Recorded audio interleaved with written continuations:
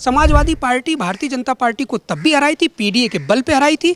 वही पीडीए आज फिर समाजवादी पार्टी को जितनी बाई इलेक्शन होना है उसी पीडीए के बल पर समाजवादी पार्टी भारतीय जनता पार्टी को हराएगी। मैं फिर कहना चाहता हूं कि ना तो समाजवादी पार्टी किसी अपराधी के साथ है, न समाजवादी पार्टी किसी बलात्कारी के साथ है। समाजवादी पार्टी अखिलेश यादव के चेहरे पे चुनाव लड़ती है। समाजवादी पार्टी अखिलेश यादव की नीतियों पर चुनाव लड़ती है। जो बलात्कारी हैं, जो अपराधी हैं, आप देख लीजिए, अभी निकाल कर सूची देख लीजिए, चाहे जहाँ देख लीजिए, सारे के सारे एक दल से जुड़े हुए। उस दल का नाम है भारतीय जनता पार्टी। मुख्यमंत्री को बोलने का नैतिक अधिकार नहीं है।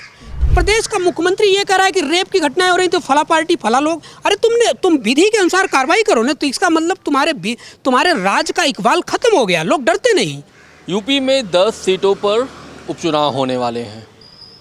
लोकसभा चुनाव में जिस तरह से समाजवादी पार्टी पूरे आत्मविश्वास दिख भी रहा था, और इसके बाद अयोध्या में एक घटना होती है मोहित खान, जिस तरह बुलडोजर चलता है और फिर माहौल समाजवादी पार्टी के प्रति बदल जा रहा। मतलब मीडिया में जिस तरह उनको हाइप बनाया था, और लोकसभा चुनाव के बाद फिर लगातार समाजवादी पार्टी की बहुत सारी ऐसी कार्यकर्ताओं, चाहे वो कन्नौज में वो नवाब सिंह यादव का मामला हो या अयोध्या में मोहित खान का मामला हो, क्या समाजवादी पार्टी की स्थिति असहज हो गई है? क्या समाजवादी पार्टी का जो आत्मविश्वास लोकसभा चुनाव में एक बड़ी जीत दर्ज करने के बाद, मतलब ऐतिहासिक जीत उन्होंने दर्ज की थी, क्या वो उनका जो आत्मविश्वास डाउन हुआ है?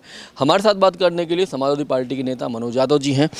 सर, सवाल यही है कि जिस तरह से जो आत्मविश्वास जगा था समाजवादी पार्टी के कार्यकर्ताओं में, मोहित खान और नवाब सिंह यादव के मसले ने कहीं ना कहीं मुझे लग रहा है कि थोड़ा डाउन हुआ है। आपको ऐसा लगता है? ऐसा कुछ नहीं है। मोहित खान और नवाब सिंह पहले से समाजवादी पार्टी से निष्कासित हैं। सब वो भारतीय जनता पार्टी के संपर्क में थे और भारतीय जनता पार्टी के सांसद और तमाम नेताओं के साथ उनके फोटो वायरल हो रहे हैं। रही बात ये कि इस मामले से समाजवादी पार्टी का कोई लेना देना नहीं है। समाजवादी पार्टी भारतीय जनता पार्टी को तब भी हराई थी, पीडीए के बल पे हराई थी। वही पीडीए आज फिर समाजवादी पार्टी को जितनी बाई इलेक्शन होना है उसी पीडीए के बल पर समाजवादी पार्टी भारतीय जनता पार्टी को हराएगी। और ये जो नैरेटिव आप सेट कर रहे हैं मीडिया के लोग कि भारतीय जनता पार्टी समाजवादी पार्टी कहीं ना कहीं इस अपने मिशन में बैकफुट पे है, जो उसको लोकसभा में इतना अच्छा परफॉर्मेंस किया, जो लोगों ने सहयोग दिया, ये सब सिर्फ मीडिया की अफवाह है, कोरी कल्पना है। मैं फिर कहना चाहता हूँ कि ना तो समाजवादी पार्टी किसी अपराधी के साथ है, न समाजवादी पार्टी किसी बलात्कारी के साथ है। समाजवादी पार्टी अखिलेश यादव के चेहरे पे चुनाव लड़ती है। समाजवादी पार्टी अखिलेश यादव की नीतियों पर चुनाव लड़ती है। जो बलात्कारी हैं, जो अपराधी हैं, आप देख लीजिए, अभी निकाल कर सूची देख लीजिए, चाहे जहाँ देख लीजिए, सारे के सारे एक दल से जुड़े हुए। उस दल का नाम है भारतीय जनता पार्टी। तो इसलिए समाजवादी पार्टी कहीं बैकफुट पर नहीं है। समाजवादी पार्टी अपनी नीतियों के बल पर, अपने नेता के चेहरे के बल पर चुनाव लड़ेगी। और चुनाव आपने देखा है, लोकसभा चुनाव में जो उसकी नीतियाँ थी, उसके नेता का चेहरा है, जो उसकी विश्वसनीयता है उसके नेता की, उसके बल पर वो चुनाव लड़ती है। कोई बैकफुट नहीं, बल्कि समाजवादी पार्टी के साथ और लोग जुड़ रहे हैं। पीडीए का जो परिवार था और बड़ा हो रहा है। पीडीए के बल पर समाजवादी पार्टी पूरे के पूरे उपचुनाव जीतेगी। और यहाँ से भारतीय जनता पार्टी में जो गुंडा राज शुरू हुआ है, मैं इसे गुंडा राज कहता हूँ, ये गुंडा राज भी खत्म होगा। लोकसभा चुनाव के बाद भारतीय जनता पार्टी मुख्यमंत्री खुद बैकफुट पर हैं और थे और अभी हैं भी। और फिर उपचुनाव के बाद मुख्यमंत्री को हमें लगता है यहाँ से जाना भी पड़ेगा। जो पूरे प्रदेश में अराजकता का माहौल पैदा कर रखा है, उससे खुद जनता उनको निपटा देगी। भारतीय जनता पार्टी को निपटाने के लिए खुद ही मुख्यमंत्री काफ़ी हैं।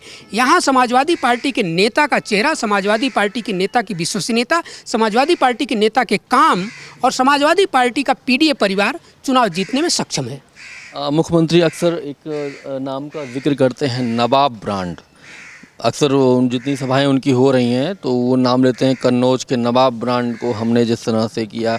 अभी डीएनए रिपोर्ट की बात कर रहे थे तो उसमें डीएनए भी मैच हुआ है। आपको लगता है ये सब सारे मसले जो हो रहे हैं, अभी कल या परसों में एक और घटना हुई है अयोध्या में किसी दलित लड़की के साथ, अचानक ऐसे मामलों में बहुत तेज़ी आई है, आप कैसे देखते हैं? मुख्यमंत्री को बोलने का नैतिक अधिकार नहीं है। तुम्हारे मुख्यमंत्रित्व काल में बलात्कार की घटनाएं, तुम्हारे मुख्यमंत्रित्व काल में रेप की घटनाएं, हत्या की घटनाएं, सब कुछ हो रहा है और तुम दूसरे पे दोषारोपण कर रहे हो। तुम्हें बोलने का अधिकार खो दिए हो।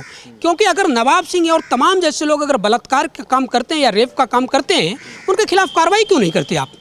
और वो आपके ही सांसद सुब्रत पाठक के साथ टहल रहे थे, उनके साथ तमाम फोटो है।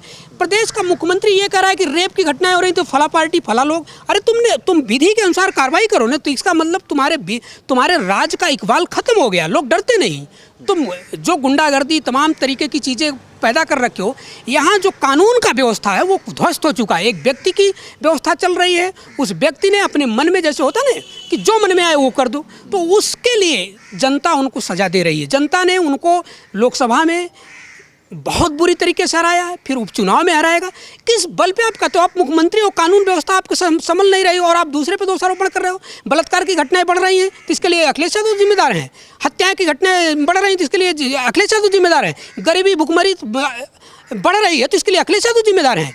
मुख्यमंत्री तुम हो, इस पूरे प्रदेश का नेतृत्व तुम कर रहे हो, प्रदेश का नेतृत्व तुम्हारे प्रधानमंत्री कर रहे हैं, तो तुमसे नहीं हो रहा तो अखिलेश यादव कैसे उसको निपटेंगे? अखिलेश यादव किसी बलात्कारी के साथ, किसी हत्या के आरोपी के साथ, किसी भी इस तरीके के लोगों के साथ अखिलेश यादव का कोई भी सहानुभूति नहीं है। लेकिन कानून के राज को स्थापित करने के लिए जो भी कदम उठाना पड़ेगा वो बोलेंगे उस पर। अगर गलत को गलत कहने का गलत माना जाता है तो वो बार बार कहेंगे। और पीडीए परिवार और समाजवादी पार्टी के नेता का चेहरा इतना मजबूत है, इतना विश्वसनीय है कि उस पर हम उपचुनाव जीतेंगे। एक मेरा आखिरी सवाल ये है कि अभी हाल ही में अखिलेश यादव ने कहा कि सारे बुलडोजर जो है गोरखपुर की तरफ बुड़वा देंगे।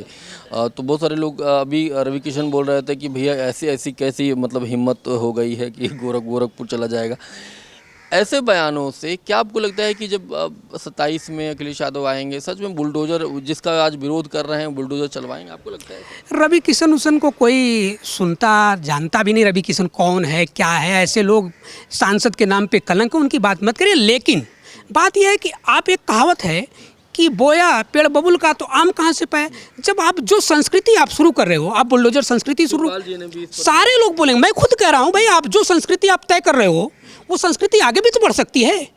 कानून का राज अच्छा है कि एक व्यक्ति का राज अच्छा है? यहाँ संविधान से देश चलता है, संविधान की जो कानूनी व्यवस्था है उससे देश चलता है। आपके मन में आ गया कि इस पेड़ को उखाड़ देना, तो आप उखाड़ दोगे? कोई पर्यावरण प्रोटेक्शन कानून भी तो होगा। तो ऐसे ही आप जिसके मन पे आ रहा है, किसी का नाम आ गया, अच्छा मान लो कोई व्यक्ति के ऊपर आ गया कि ये हत्या या बलात्कार के केस में है, तो उस घर में उसका भाई भी रहता है, उसका चाचा भी रहता है, उसके चाची भी रहते हैं, उसके और अन्य लोग रहते हैं, उनका क्या दोष है? इसका मतलब आप उनको भी अपराधी बना रहे हो। तो जो अखिलेश जी ने कहा है, आप वो कहना ये चाह रहे हैं कि जो आप परंपरा डाल रहे हो वो परंपरा गलत है। अगर वो परंपरा बाद में लोग लागू करेंगे तो आपको ही दर्द होगा, क्योंकि परंपराएं गलत नहीं स्थापित की जाती, परंपराएं अच्छी स्थापित की जाती हैं। और जो परंपराएं अच्छी होती हैं वही समाज को दशा और दिशा देती हैं। गलत परंपराएं समाज का विनाश करती हैं। और मुख्यमंत्री एक गलत परंपरा चालू किए हैं, बुलडोजर। कभी भी तो न्यायालय क्यों बनवाए हो? न्यायालय को ख़त्म कर दो, न्यायालय पे भी चला दो। और एक तरीके से न्यायालय पे बुलडोजर चलाया ही जा रहा है। मैं अपराधी हूँ कि नहीं हूँ ये पुलिस तय करेगी, ये आप तय करोगे, ये न्यायालय तय करेगा ना। तो मुख्यमंत्री राजनीतिक विरोधियों के लिए बुलडोजर चला रहे हैं, तो फिर कल दूसरी सरकार आएगी तो वो भी राजनीतिक विरोधियों के लिए वही रास्ता अपनाएगी, तब तो दर्द होगा। तब कहना वही अखिलेश जी चाह रहे हैं कि आप गलत परंपरा स्थापित कर रहे हो। अगर वो परंपराएं नियम बन जाएंगी तो कल आपको दर्द होगा। तो इस बातचीत को हम लोग यहीं पे ख़त्म करेंगे। मेरा नाम शैलेंद्र है, साथ में हमारे मनोज यादव जी थे। आप देख रहे थे अनादि टीवी उत्तर प्रदेश। बहुत बहुत शुक्रिया, धन्यवाद। अगर आप इस वीडियो को YouTube पर देख रहे हैं तो चैनल को सब्सक्राइब करें और बेल आइकन दबाना ना भूलें। अगर Facebook पर देख रहे हैं तो चैनल को लाइक करें।